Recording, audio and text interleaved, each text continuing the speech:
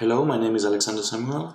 I'm PhD in molecular biology, and I will show you a little presentation about tear gas. I'll first start with a little historical perspective. First ever tear gas use was in France against anarchists in a bank robbery, and then French authorities decided to use tear gas again during World War I, where Germans retaliated pretty strongly. And most of the gases developed at that time were lacrimating agents.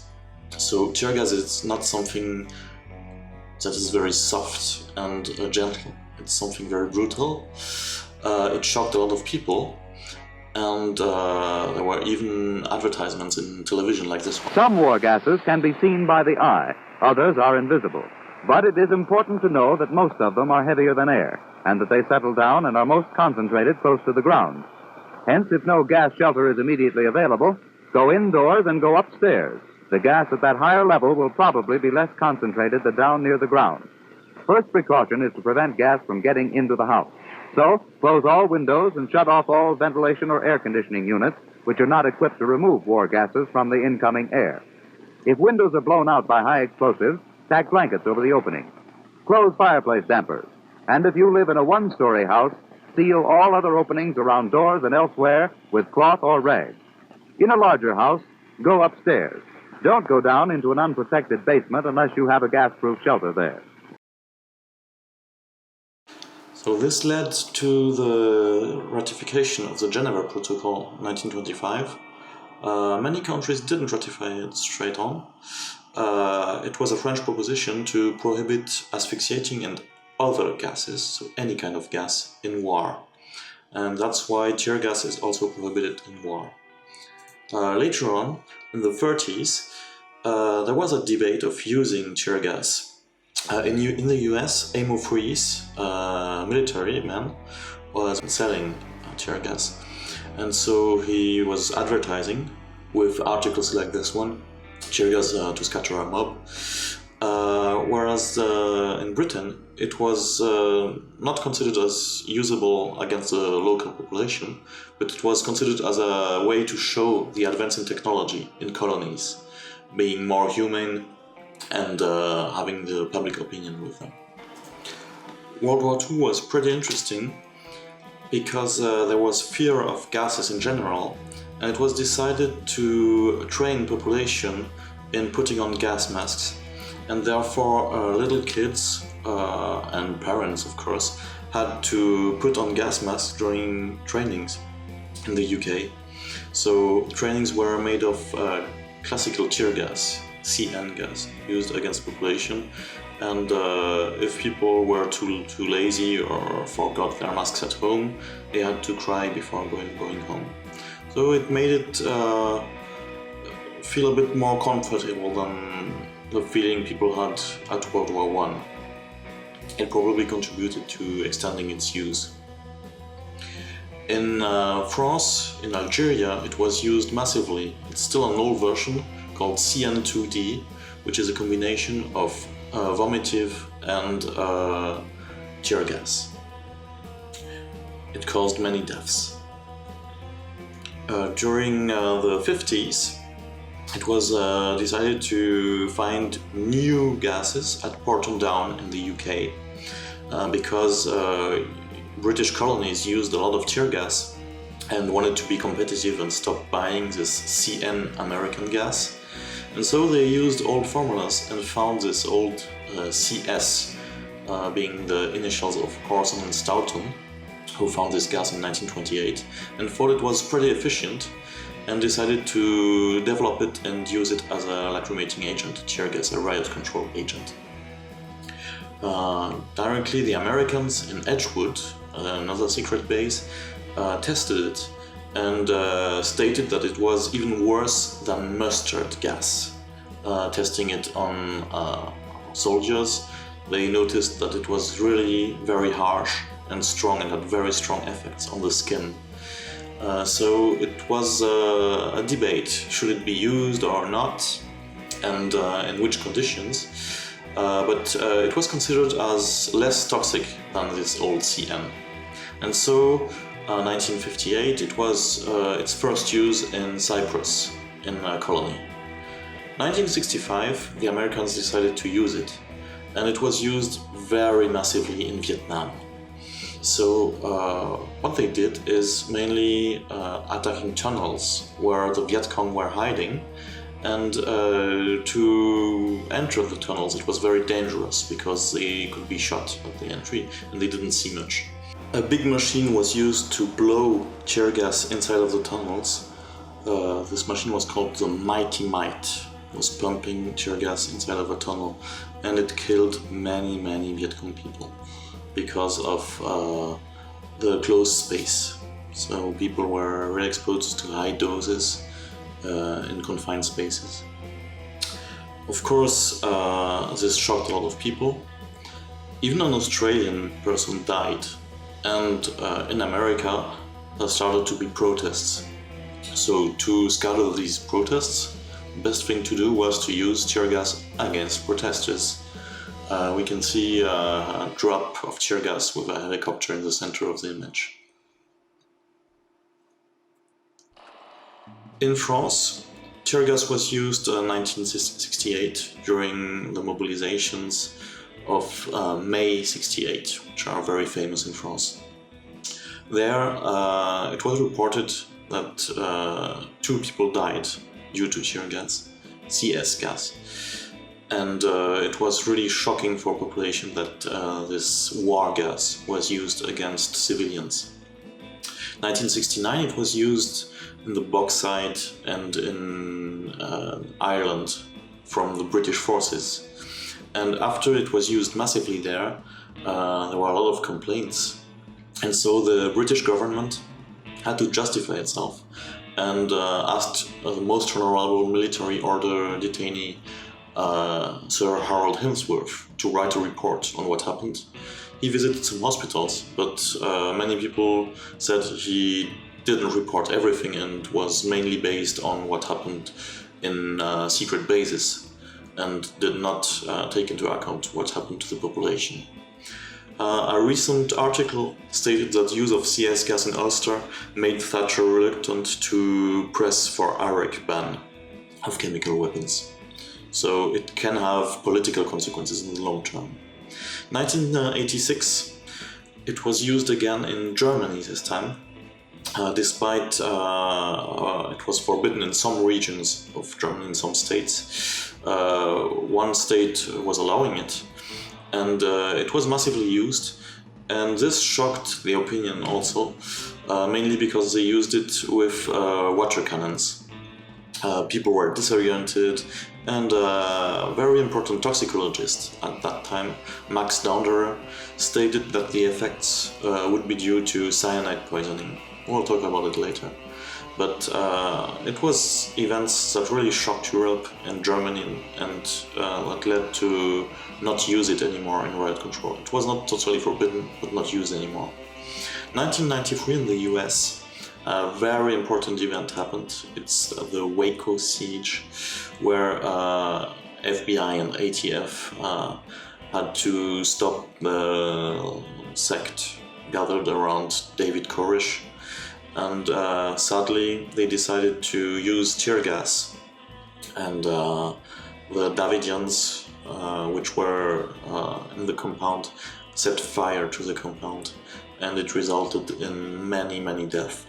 So I will discuss also this issue later on, especially in the context of cyanide poisoning, but it was something that changed the opinion, the public opinion in the US about tear gas.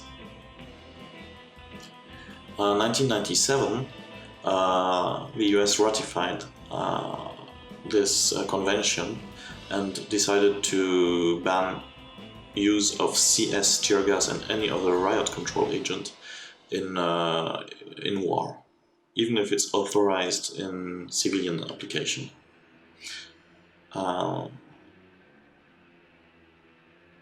Later on, in the year 2000, it was used by Britain.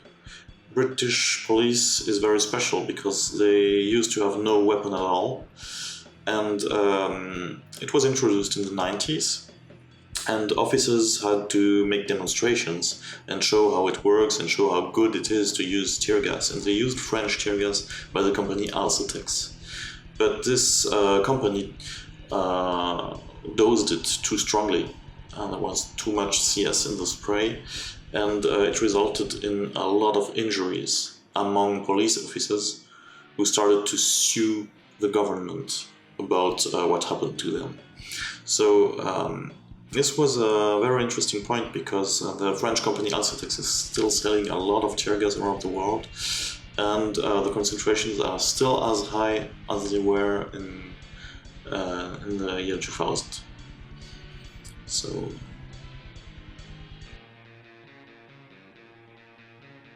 in 2001, big mobilization, so massive use of tear gas. It was the G8 summit of Genova, where a young man, Carlo Giuliani, died, and the use of tear gas was so massive that and repression was very strong. There was torture and everything, and a committee, Comitato Veritae e Giustizia por Genova, decided to discuss the matters and what was worst in year 2001. And 3 years later, they decided to make propositions to teach police officers how to de-escalate and not use weapons.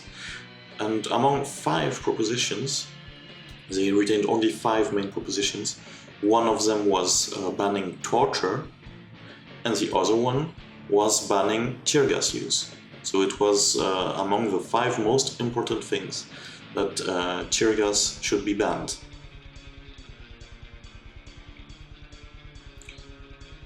In 2011, tear gas use was very massive around the world.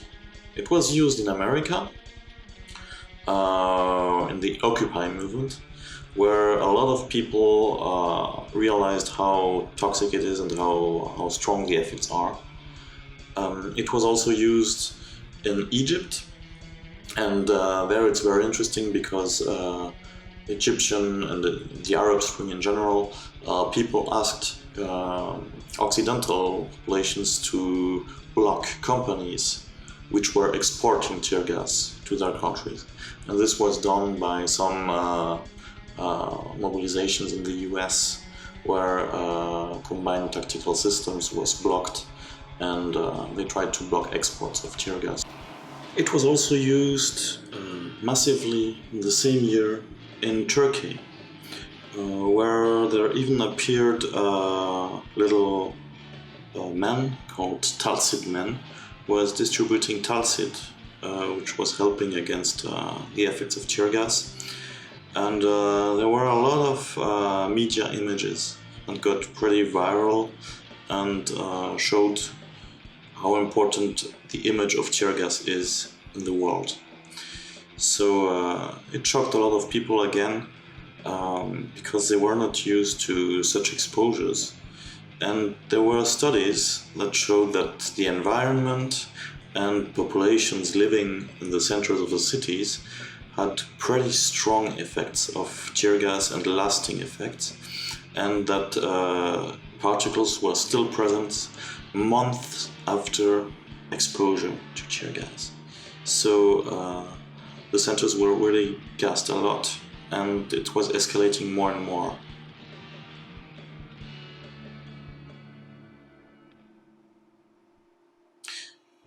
In Egypt, it got pretty strong, and the mobilizations were really impressive. When you look at the images, you can see how much gas was used in the streets, which led to 37 deaths. In Bahrain, this kind of use was also very massive. There, reports showed that it was French weapons that were exported, and people were really shocked, and again there were reports of deaths due to tear gas. But as usual, when there are reports of deaths, it's with controversy.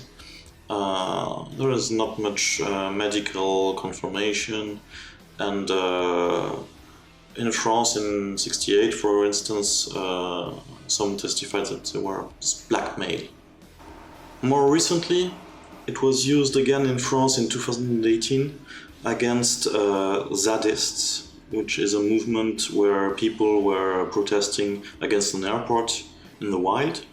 And this usage was very massive because it was in a rural area. And so there were a lot of canisters which were shot. You can see it on the images above. And this massive usage was repeated again in French cities, in the center of cities during the Yellow Vest movement, which lasted and still is going on over a year now, almost 2 years. And every Saturday we were exposed to massive use of tear gas. There are a lot of videos and images one can find on the internet. It might be justified at some point when there were really strong violences, but it was often used without any sign of violence during the beginning of demonstrations. So this massive use of tear gas is accelerating, and it's not only a French issue because it was also used all around the world. For instance, in Chile, which was drawn into gas by the end of 2019. So now I will show you some videos by different authors from Amnesty International mainly, and reactions. It might be better referred to as pain gas, in that gas. What it actually does is it causes intense pain. CS gas isn't used to make people tear up. It's used to cause pain. It's also actually not a gas. It's a white crystalline powder. Tear gas grenades are loaded with that powder plus something that will help project it through the air, like gunpowder. Once it's in the air, CS gas will bind to cysteine residues on a receptor protein in your cells called TRPA1. TRPA1 is all over our bodies, our skin, the corneas of our eyes, the linings of our lungs, and when it's activated, a signal is sent to our brains that our brains then translate as, hey, I'm in pain. TRPA1 activation also causes inflammation, and that means swollen, blistering skin. It's the same receptor that oils in mustard and wasabi will bind to, but CS gas is much more potent. It's actually about 1,000 times more potent than wasabi, so even really small amounts of CS gas can cause a lot of pain. Okay, so that's how it works, but is it safe? The short answer is that for healthy people without any underlying conditions, probably. So somebody who has an underlying, say, heart condition, they may be more inclined to, say, have a heart attack or basically worsening of the symptoms that they already experience due to their underlying conditions. That's exactly the concern, right? The more people that are present at any given demonstration, the more likely it is that there's going to be somebody who is more at risk. We also don't know the long-term effects of CS gas, but there does seem to be a link between CS gas exposure and respiratory illness. A 2014 study done by the US Army looked at over 6,500 Army recruits who were exposed to CS gas. Regardless of concentration, recruits who were exposed to CS gas were more likely to come down with a respiratory infection within a week. Yeah, respiratory infections. Dr. Hui, what are the physical effects of tear gas as soon as you come into contact with it?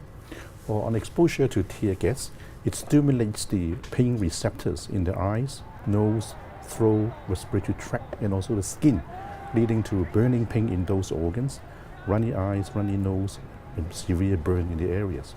Long-term effects can occur in a small number of people. For example, if you don't flush your eyes properly, then there is increased risk of developing cataract and even glaucoma in the future.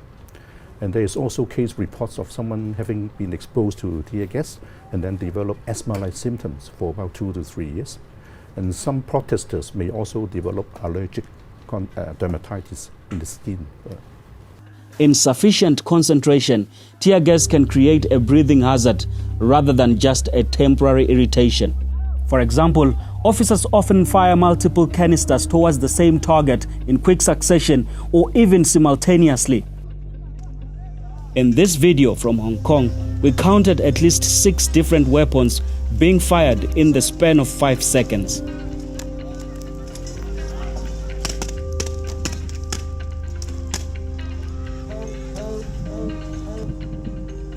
We then counted at least 15 projectiles visible on the ground, emitting smoke.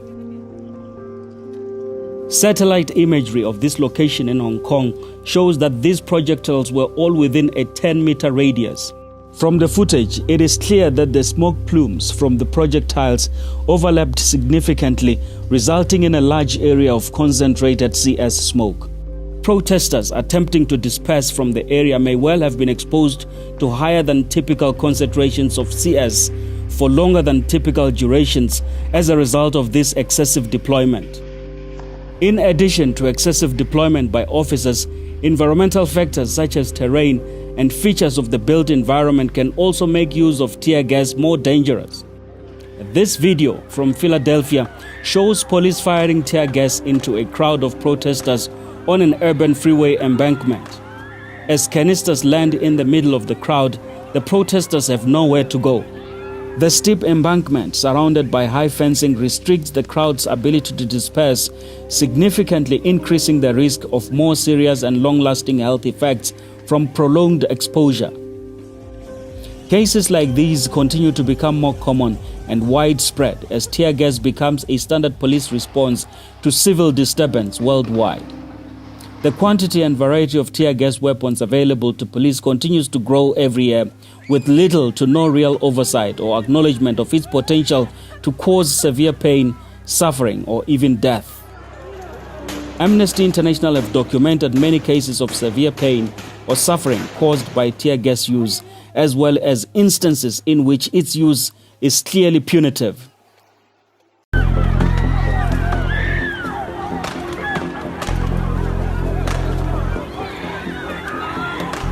It creates an intense burning sensation, can't see straight, a lot of tearing, redness, and pain.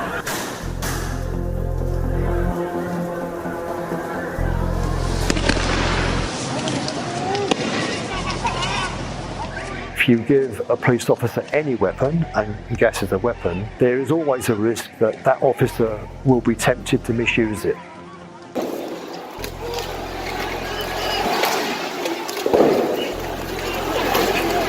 Tear gas is often the thing that makes the freedom of assembly impossible.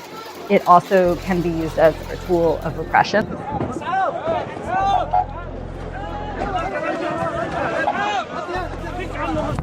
We are seeing countries that are using tear gas in an abusive manner, sometimes even punitive.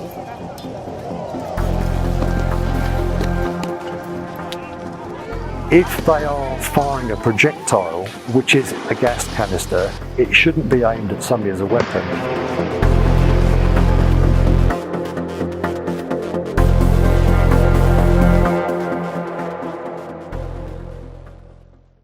After this, it's time to look at what happened in Waco.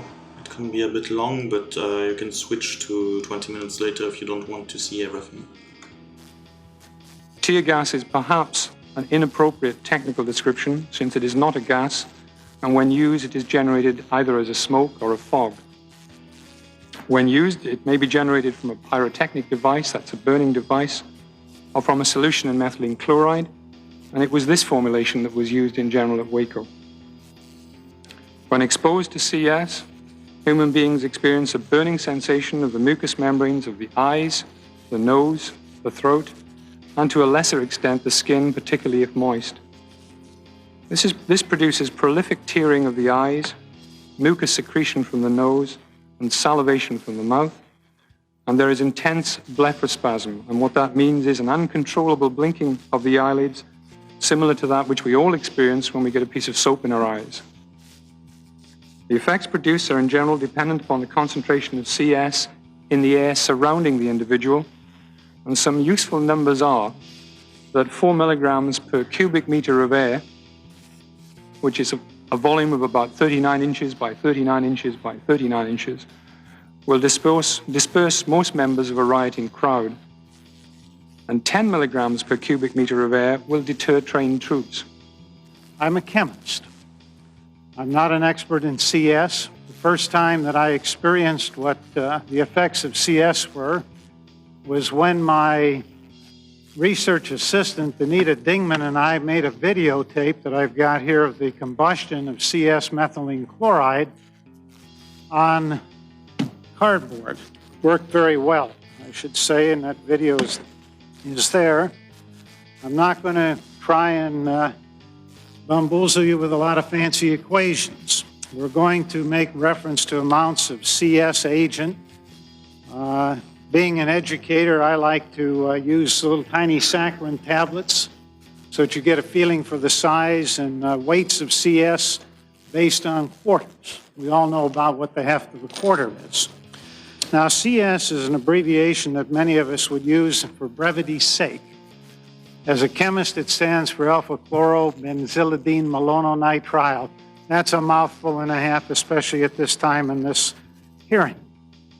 It really takes its name from the two scientists that discovered it, Orson and Stoughton.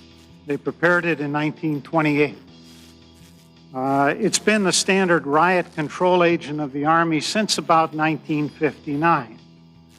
I was horrified to find it in the possession of my female students in my classes as a self-protection device. 10% CS and methylene chloride, and they carry these little tubes in their purses. The physical state actually of CS is a powder, usually a cream-colored powder, not a gas. You disperse it as an aerosol cloud of finely divided particles by blowers, bursting grenades, ferret rounds, or burning a mixture of the powder and a fuel. The effects of CS are described in Army publications that I was able to get my hands on as impressive. You need about 20 milligrams per cubic meter to affect incapacitation. This little tiny saccharin tablet that you barely can see is 20 milligrams. Actually about that. Some of them weigh 18 milligrams, some of them 20. So that's about the size in a cubic meter. Now, a cubic meter is about the volume of your standard 36-inch diagonal TV set. Okay? Now, if I were to go, that contains about 35 cubic feet of air. If I stuck my head in there with one of these little tiny tablets for 1 minute, I would breathe about 1/64th of this tablet if the Army calculations are correct, and they seem to be to me, and that would incapacitate me. What does it mean to be incapacitated by CS? Now understand this is for the usual dosage. The affected persons experience severe burning sensations in the eyes with copious tears. My research assistant, Anita Dingman, experienced this in making this video. The eyes close involuntarily. The nose runs and moist skin stings. Amnesty International produced a report towards the end of the 1980s.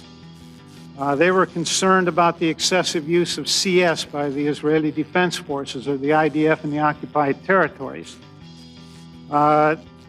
Their findings about what it meant to be incapacitated in excessive amounts of CS, intense tearing of the eyes, shortness of breath, irritation of the respiratory tract, similar to an acute asthma attack, chemical burns, intense nausea, retching, abdominal cramps, and particularly in children, severe and protracted diarrhea. That's a quote from their report.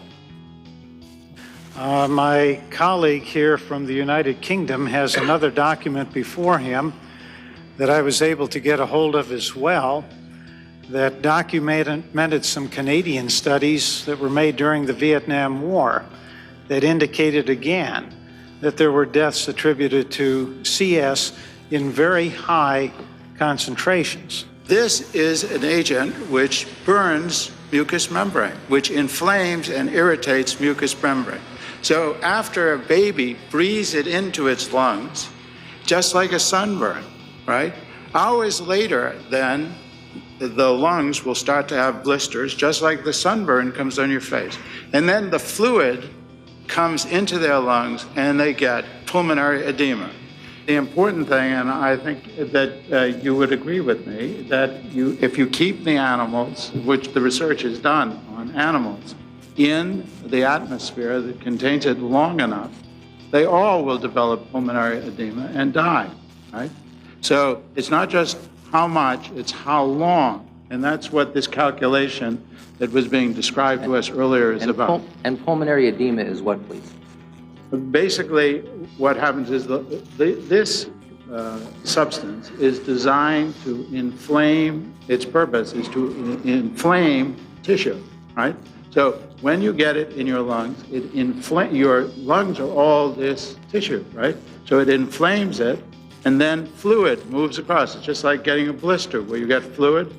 So the fluid goes into your lungs, and you develop pneumonia, chemical pneumonia, and then you can. This child that went into the hospital was in intensive care and was in hospital for 28 days with positive pulmonary pressure and everything to keep it alive. I think given the circumstances, as I said before, if it's an operational decision that the actual risk of doing harm is balanced by the benefit of going in, then I wouldn't have a problem. So if you were that person that was making that decision, you would go ahead and do it?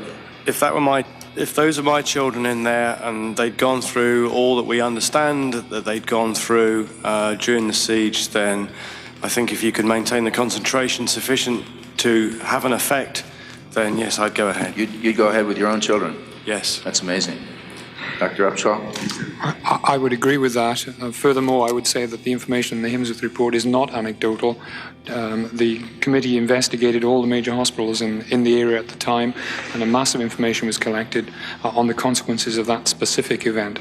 And now this is a problem. Here are people who worked in the context of the Hemsworth report who have been testifying, and they are not apparently as concerned as I am about the long-term, by that I mean 10, 12, 24 hours of inhaling this gas for a child. I have no doubt in my mind at all that this would cause a child to get pulmonary edema.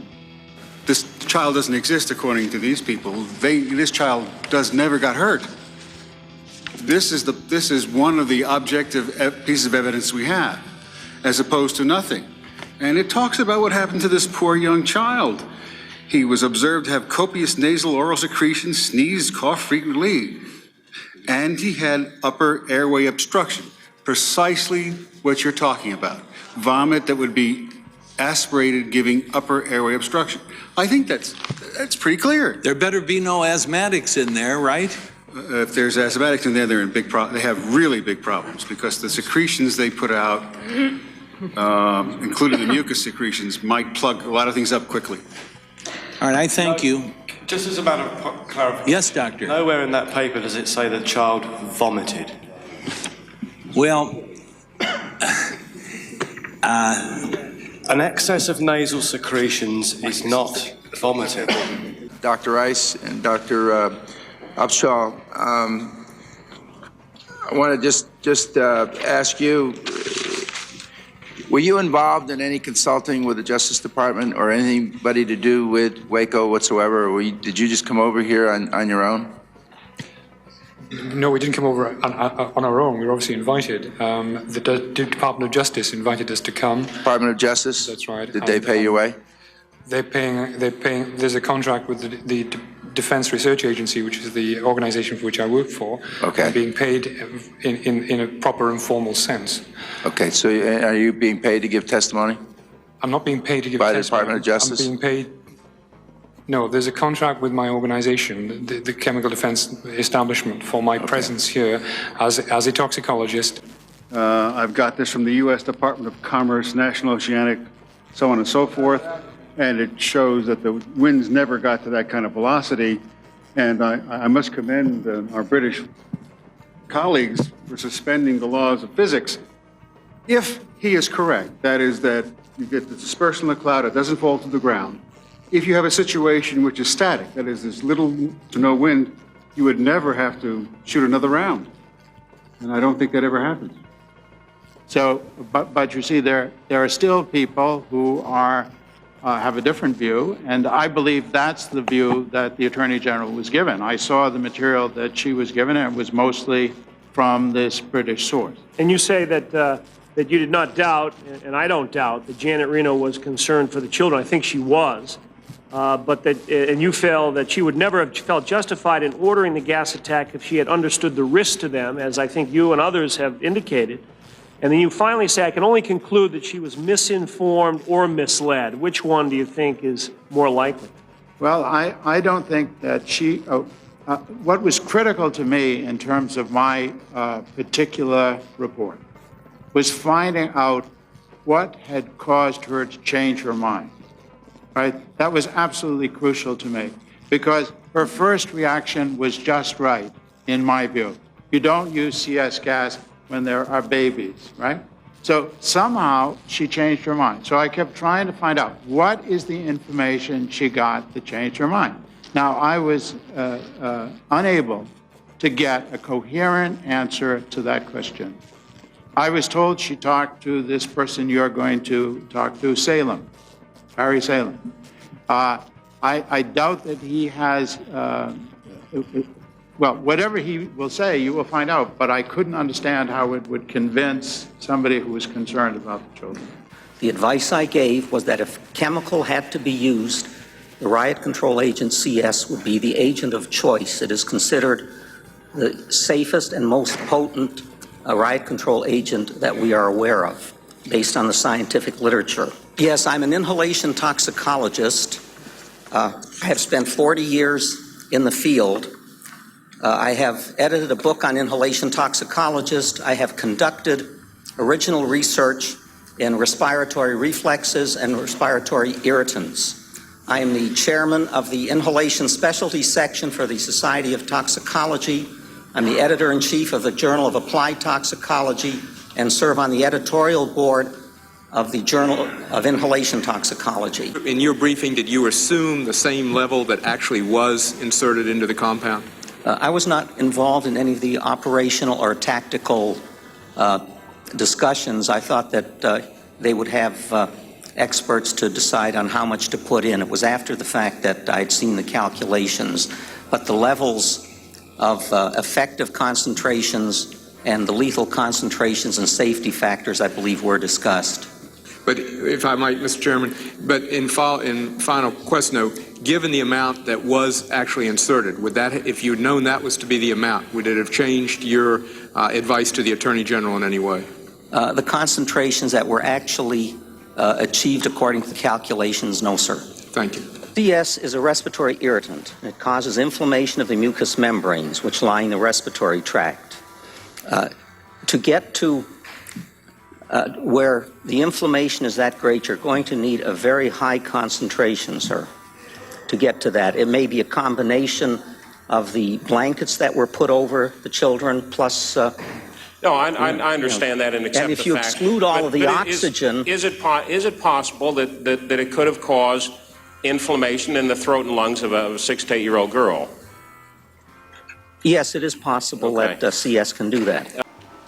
As you can see, the Waco incident was very interesting because it discussed the Hemsworth report, which is a real whitewashing of CSUs, and there were these British specialists there, and there was also other toxicologists and chemists who pointed at very strong health issues and dangers. And of course, there's not much data that is scientifically documented, and so it's always difficult to discuss because you don't have a lot of publications on the subject, and people can always argue that there is no publication showing that someone died. Of course, it changed a bit. We have some publications about stating that people died due to CS gas, but still we don't have detailed case reports. Anyways, let's switch to something else, which is called metabolism. Metabolism is what happens to this molecule once it entered the human body. And on this area, there are old studies which needed to be revised. And that's what my main work was about. Now, Doctor, in the beginning, we had an explanation of what the chemical structure of CS gas is, and it's a malonitrile. But actually, since I don't expect any of the members of the committee are chemists and know what a nitrile is, a nitrile is cyanide. And this material has 2 cyanide radicals on it. When it enters the body can metabolize rather easily one of those radicals and free it as a cyanide. This aspect was pretty well documented because in early studies, people were aware of this cyanide intoxication possibility and tested injecting high doses of CS in animals who died. And then they tried the same thing but added a cyanide antidote. And this way animals survived. So they stated that toxicity, which caused death, was correlated with cyanide activity. Okay, so the fire with all of these chemicals, it could. I'm not asking you to render an opinion that it did, but it could have generated hydrogen cyanide. Yes, sir. And that being the case, is it certainly not a reasonable presumption that that substance being in the compound, in the building where people are located also, could that have inhibited in some way their ability to get out of the building? Yes. The gentleman's entitled to his questions, and I hope y'all will yield him some time to answer them, but he has gone well beyond the red, and I just want to make that point. That's so noted. Please answer the question, just 2 of you, and then... Well, I only need one. I don't want necessarily 2. I mean, I'm just trying to limit it here just to Dr. Salem. Experiments have shown that when you have, I believe, 550 milligrams per cubic meter in an enclosed chamber, the amount of cyanide that's generated, at 10 milligrams per cubic meter, which is what a trained soldier can tolerate. And the amount of cyanide generated is less than 2 30 milliliter puffs of a cigarette. Cigarette smoking also generates hydrogen cyanide. So if that puts that in perspective. But gentleman's time has expired. I just, that doesn't answer the question. I'd just like to, if I could, remind the witness what the question was. Okay, well, on that basis... and I'm not going into another area of inquiry at all. Dr. Salem, could you try to answer the question?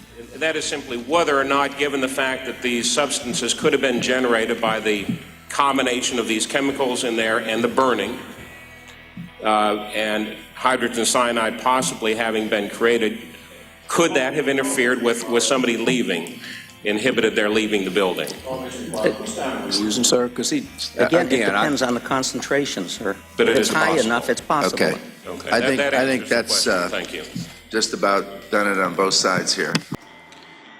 This theory of 2 cigarette puffs is very interesting because it was a theoretical calculation. It was not an experiment made by Brian Ballantyne, who selected conditions and of course used 10 milligram per cubic meter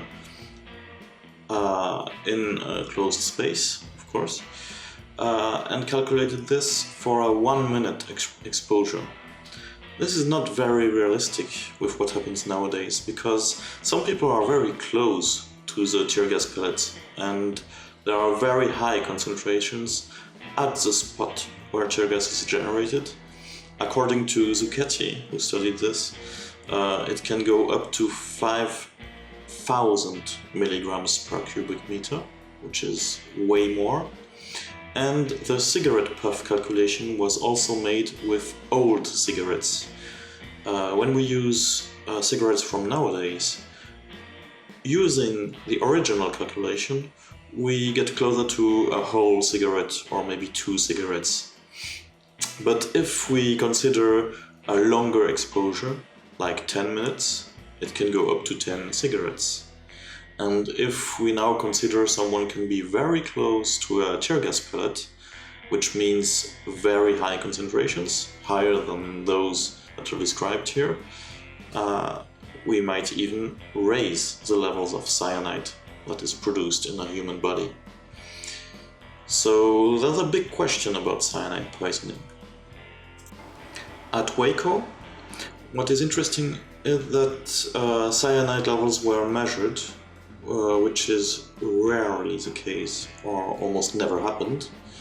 And since people died, it was decided to measure how much cyanide could be found in blood or urine or other tissues. And cyanide can also be produced through fire in general when plastic is burning. So it can be inhaled because of high temperature plastic burns, or it can be also produced by tear gas metabolism. So the conclusions of an expert who studied the Waco case later on was that we cannot know for sure whether cyanide was produced through metabolism or through fire. But actually it can be assessed because carbon monoxide levels were also measured, and usually carbon monoxide levels are correlated with CN cyanide levels in cases of fire. There is a strong correlation. In the autopsy report, it was stated that this carbon monoxide measurement could be over-evaluated because of the technique which was used to measure, but it cannot be under-evaluated. So you have a level which is too high for what it should be, but not too low. And so, interestingly, there is no correlation between CO, carbon monoxide, and CN, cyanide levels measured in the bodies in the autopsy at Waco. This would indicate that some people died of cyanide poisoning, some people died because of the fire, and some had higher levels of cyanide due to fire, some had higher levels due to tear gas. Still, it's a bit difficult to conclude. But in general, we know through animal experimenting that the reactions that lead to cyanide formation are very strongly observed. Carbon-14 was used to assess what molecules are produced. So the first step is hydration of the molecule, adding water, which leads to separation of 2-chlorobenzaldehyde and one molecule of malononitrile. This malononitrile has 2 cyanides, and the 2 cyanides are freed. For the other part of the molecule, in animal model, it leads to different pathways, but the main pathway leads to 2-chlorohippuric acid. In the US, there is for the military a mask confidence training, which is used to have confidence in a gas mask. Soldiers are gathered wearing a gas mask in a kind of a bunker and exposed to tear gas. They don't feel any effects because they are protected, and then they have to remove after 10 minutes their gas mask and tell their name and matricule number, and then leave the area. So it's an exposure between 10 and 30 seconds. This short exposure was enough to measure 2-chlorohippuric acid inside of the soldier's urine. What is interesting is when you look at the molecule, there is this part which leads to 2-chlorohippuric acid, and what is left is malononitrile. So we are sure that those soldiers had malononitrile in their body. And what we also know through other studies is that malononitrile is metabolized into cyanide in the human body. Calculating theoretically, using the values measured of 2-chlorohippuric acid in the urine, we can estimate that there is between 0.1 and 0.8 milligrams of cyanide produced through this concrete exposure of soldiers, of American soldiers. So it was only a few seconds. One can imagine that it can raise very high with longer exposures. What is interesting is that a threshold of 50 milligrams is very dangerous, threatening for life, and a deadly accumulation of cyanide is estimated to be about 100 milligrams. Let's see what other scientists think of this issue. When they increase the temperature to 275 to 300 degrees Celsius, then there are extra 13 byproducts, and one of the products actually can release cyanide. I also have personal experience with tear gas. I've been exposed myself when I was a student demonstrating in Germany against nuclear fuel transports. It's like drowning, where you develop a really high anxiety and panic. It was really terrifying. My goal is to find something to treat people that have been exposed. The CS gas can certainly disintegrate to form some cyanide, so there may be traces of cyanide that are generated. And this could, in some instances, cause death. For crowd control in demonstrations where people have not committed violent acts or anything, I would not recommend this. This is totally asymmetric and very dangerous, I think. If you don't have the Dr. Leon Goiti from the Diego Portales Medical School warns that over time, CS decomposes into cyanide, especially at high temperatures. If you are going to use this kind of tools to restore order, which sometimes is necessary, you should do it with current. So it should be noted that cyanide that is produced is very rapidly transformed by the human body into thiocyanate, because cyanide is very poisonous, and so we have an enzyme called rhodonase which is metabolizing it very quickly. So the half-life of cyanide is very short. Half-life means the time half of the product is degraded. So it's about a few minutes. So if you want to see cyanide, you have to be very fast. And we cannot usually do that, so we usually measure thiocyanate. But this one has a half-life of almost a week. So it's pretty difficult because there is cyanide in cigarettes, in some food, at low level. And so a high thiocyanate level can be due to a single very strong cyanide exposure, but also to an accumulated 1 or 2 week long small exposure. That's why smokers have another average value than non-smokers. But there are average values and maximum values for smokers and non-smokers.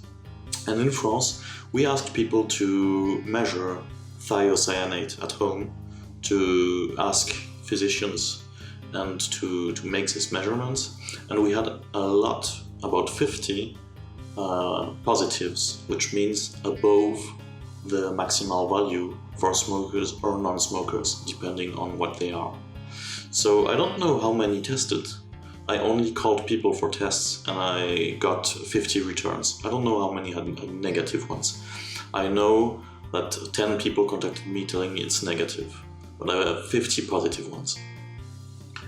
After calling for these tests, some people called out it was fake news because of this 1 week long half-life. So I decided to go further, and we measured the direct cyanide level in blood thanks to a tool that was developed very recently, which was published in a very famous journal, the Royal Society of Chemistry, which is a very famous scientific journal, and which is used by the FBI. So I think it's something reliable, especially from the scientific aspect of it. But for people who are not scientists and who cannot judge, I think it's a good clue to know it's a good tool. And we decided to measure those cyanide levels in protesters. And it was very interesting because we found pretty high levels. There is a threshold of an instant, not a cumulative dose, but an instant dose of 0.5 milligrams per liter, which is considered as directly dangerous for health. And we were above this threshold. In detail, we measured 3 time points. T0 is before demonstration. Everyone was about 0. There is an error of 0.125, so it can be 0, it can be a bit more, a bit less, but it was under 0.5. Some of the people were not aware of how important this was and smoked a cigarette just before the tests. It's the case for number 4 and number 6. Then we tested those who could do the demonstration without going to jail, because there were a lot of arbitrary detentions. We could measure cyanide levels in blood at T1, which is directly after getting gassed. T2 was made on 2 subjects who wanted to do another blood uptake, who were fit enough, because most of the subjects were very tired. And it was taken 10 minutes later to see if there is a decrease in cyanide levels, which is the case. So now that we know there is cyanide poisoning, at least at low level, not deadly of course, because we don't have a lot of protesters dying all the time, we can assess the effects and check if they really happen. So the main effect of cyanide is blocking the respiratory chain. It blocks the use of oxygen, and it's as if you were choking.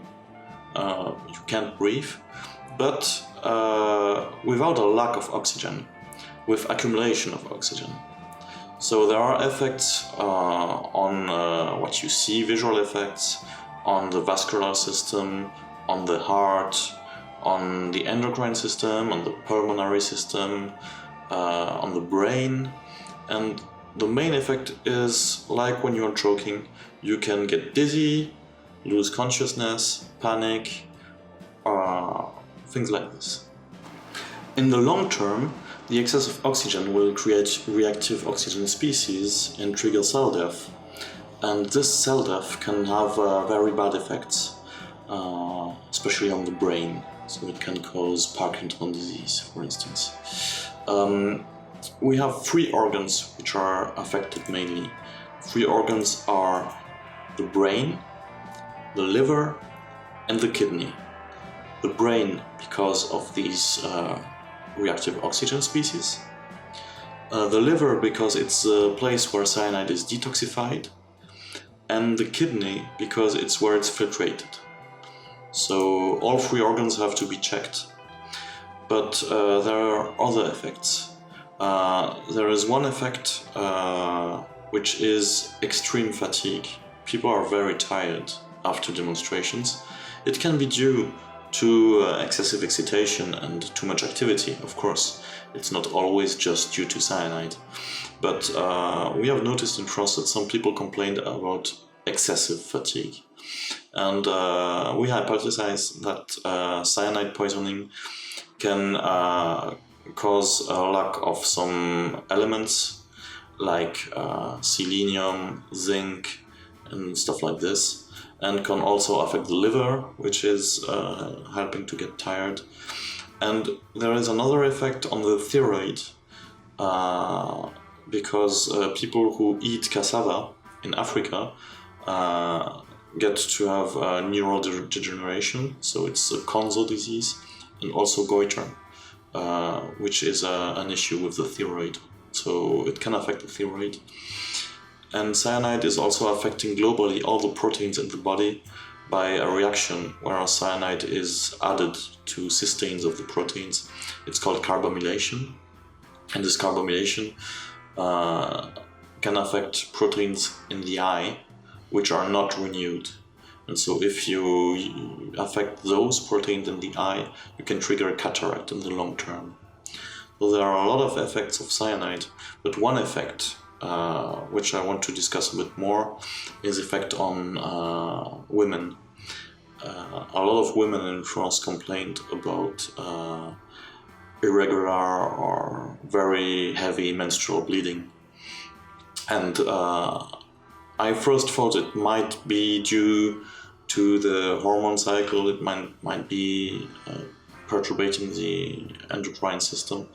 But I found a paper which is very interesting about hypoxia and heavy menstrual bleeding. In the female menstrual cycle, the endometrius has to grow again. And this is triggered by growth factors which are expressed after an episode of vasoconstriction, where the vascular system is contracting and there is less blood and less oxygen. And so it's an episode of hypoxia. And so a paper showed that only hypoxia can trigger this growth of the endometrium. And this can cause heavy menstrual bleeding if you have hypoxia at the wrong moment. So it can be very interesting to check this deeper from a scientific perspective.